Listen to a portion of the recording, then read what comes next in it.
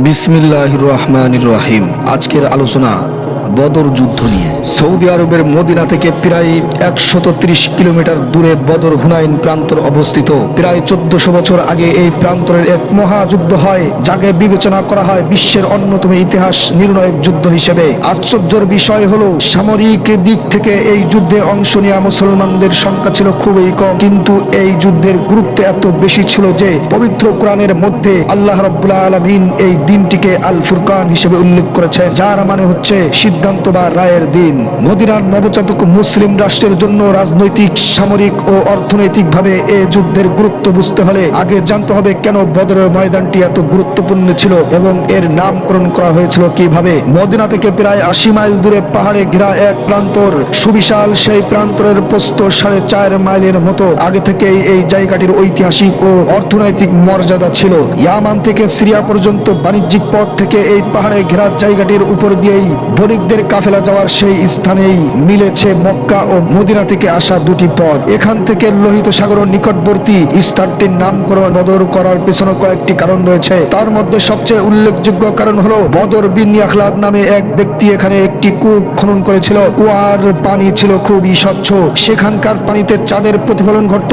যেহেতু চাঁদকে আরবিতে বদর বলা হয়, তাই উভয় দিক সূত্র মিলে এই স্থানের নাম রাখা হয়েছিল বদর। জাহিলিয়ার যুগে প্রতি বছর পহেলা জিলকদ থেকে ৮ই জিলকদ পর্যন্ত এই স্থানে একটি বড় সড় উৎসব অনুষ্ঠিত হতো। মদিনায় হিজরতের আগে মক্কা নেতৃস্থানীয়দের বিরোধিতার মুখে পড়তে হয়েছিল মুসলমানদের। তবে মক্কা ও মদিনার মধ্যে যুদ্ধের একমাত্র কারণ এটা নয়। দ্বিতীয় হিজরি বর্ষের রজব মাসের ১১ তারিখে মক্কার একজন গোত্র প্রধান আমর বিন হাদরামি দুর্ঘটনাবশত মুসলমানদের হাতে নিহত হন। নবী করিম সাল্লাল্লাহু আলাইহি ওয়াসাল্লাম স্থানীয় ঐতিহ্য অনুসারে এই হত্যার জন্য ক্ষতিপূরণ প্রতিশোধন করেন, কিন্তু মক্কার কুরাইশদের প্রধানরা এই ঘটনায় ভীষণ ক্ষুব্ধ হয়। আমর ইবনে হাদরামির মৃত্যুতেই বদর যুদ্ধের প্রেক্ষাপট সূচিত হয়। শাবান মাসে ঘটে আরেকটি ঘটনা। কুরাইশদের সম্পদ বোঝাই একটি কাফেলা সিরিয়া থেকে মক্কায় আসছিল। তখন গুজব ছড়িয়ে পড়ে যে মুসলমানরা সেই বহরকে আক্রমণ করতে চায়। আবু সুফিয়ান ছিলেন কাফেরদের নেতা, তিনি সহায়তার জন্য মক্কায় খবর পাঠান। খবর পেয়ে মক্কা থেকে কুরাইশদের একটি দল আবু সুফিয়ানের কাফেলার সাহায্য করার জন্য মদিনার উদ্দেশ্যে রওনা হয়। সিরিয়া থেকে আগত কাফেলা মক্কায় পৌঁছে গিয়েছিল ঠিকই, অর্থাৎ কুরাইশদের উচিত ছিল মদিনার দিকে যাওয়া কাফেলাকে ফেরত আনা, কিন্তু আবু জাহেলের পীড়াপিড়িতে তারা মদিনার দিকে অগ্রসর হতে থাকে। ১৬ই রমজান তারা বদর নামক স্থানে শিবির স্থাপন করে। বলা হয়ে থাকে এই পক্ষের লোক সংখ্যা ছিল ৯০০ থেকে ১০০০। তারা সবাই ছিল অস্ত্রে সজ্জিত।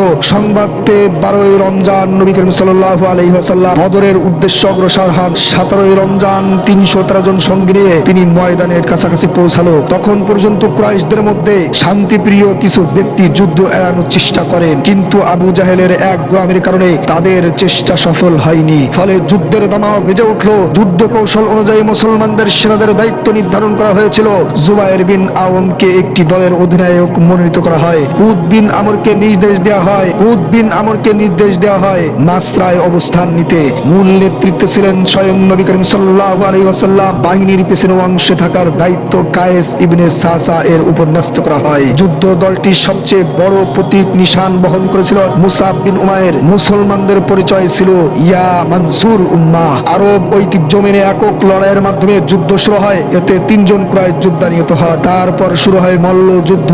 যুদ্ধে ২ তরুণ আনসার মক্কার আবু জাহেলকে হত্যা করে ফেলে। এতে মুসলমানদের পক্ষে যুদ্ধের পাল্লা ভারী হতে শুরু করে। কুরাইশরা সংখ্যায় অনেক বেশি ছিল, কিন্তু মল্ল যুদ্ধের পর নবী করিম সাল্লাল্লাহু আলাইহি ওয়াসাল্লামের নির্দেশে মুসলমান যোদ্ধারা অতর্কিতভাবে কুরাইশদের উপর আক্রমণ করে। এই অতর্কিত হামলার পরে যুদ্ধের চেহারা পাল্টে যায় আর কুরাইশ বাহিনী পরাজিত হয়ে পড়ে। যুদ্ধে ৭০ জন গুরুত্বপূর্ণ কুরাইশ নেতাকে হত্যা করা হয়, ৭০ জনকে আটক করা হয়। সিদ্ধান্ত হয় ৪,৪০০ দিরহাম মুক্তিপণের বিনিময়ে তাদের মুক্তি দেওয়া হবে।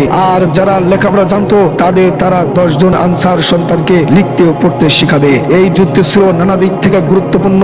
সম্ভবত সে কারণেই এটিকে বিশ্বের কয়েকটি নির্ধারক যুদ্ধের অন্যতম হিসেবে গণ্য করা হয়। যদিও সংখ্যাগত দিক থেকে এটি বড় কোনো যুদ্ধ নয়, কিন্তু এই যুদ্ধের রাজনৈতিক এবং ধর্মীয় দুই ধরনের প্রভাবই ছিল। মক্কার যে সব গুরুত্বপূর্ণ নেতা মারা যায় তাদের ছিল কঠোর প্রশাসনিক ও বাণিজ্যিক দক্ষতা। সংখ্যাগরিষ্ঠতা সত্ত্বেও মক্কার যোদ্ধাদের পরাজয়ের ফলে একদিকে তাদের আত্মবিশ্বাস কমে যায় এবং মর্যাদা হানি হয়। এই যুদ্ধের পরে বদর ও বাণিজ্যিক পথ ব্যবহারে ঝুঁকিপূর্ণ হয়ে পড়ে।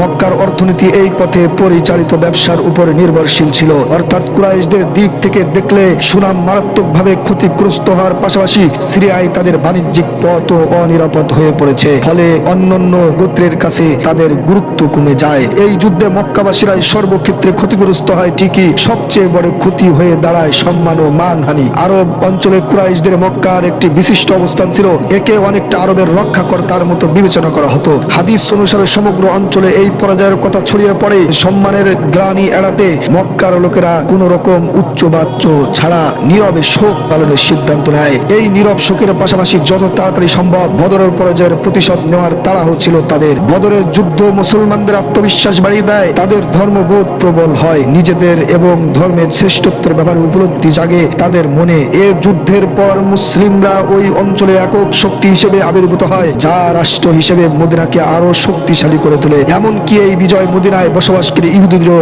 মোহিত করে তোলে। সামরিক দৃষ্টিকোণ থেকে অত্যন্ত গুরুত্বপূর্ণ ছিল বদরের যুদ্ধ, কারণ এই প্রথমবার মুসলমানেরা নবী করিম সাল্লাল্লাহু আলাইহি ওয়াসাল্লামের নেতৃত্বে যুদ্ধ লিপ্ত হয়। মুসলমানরা পরাজিত হলে সম্ভবত ইসলামের কোনো নামগন্ধ থাকতো না, এমনকি পৃথিবী থেকে নিশ্চিহ্ন হয়ে যাওয়ার সম্ভাবনা ছিল। তাই এই দিনটিকে কোরআনে বিচার দিবস বলা হয়েছে। মুসলমানেরা যুদ্ধের ময়দানে প্রথমবারের মতো নিজেদের শক্তি পরীক্ষা করার সুযোগ পেয়েছিল। সেই দিক থেকে এটি ছিল নির্ণায়ক যুদ্ধ। শত্রুপক্ষের প্রচুর অস্ত্রশস্ত্র ও জনবল থাকা সত্ত্বেও বিজয় মুসলমানদের সাহস বাড়িয়ে দেয়। এর প্রভাব অন্যান্য গোত্রের মানুষদের মধ্যেও মুসলমানদের সামর্থ্যের প্রতি ভালোবাসা জাগে, তাদের আস্থা তৈরি হয় মুসলমানদের উপর। প্রিয় ভাই ও বন্ধুগণ, এভাবে ইসলাম পৃথিবীতে প্রতিষ্ঠিত হয়েছে। আল্লাহ রাব্বুল আলামিন ইসলামের প্রতিটি আইন কানুন আমাদের মেনে চলার তৌফিক দান করুন, আমিন।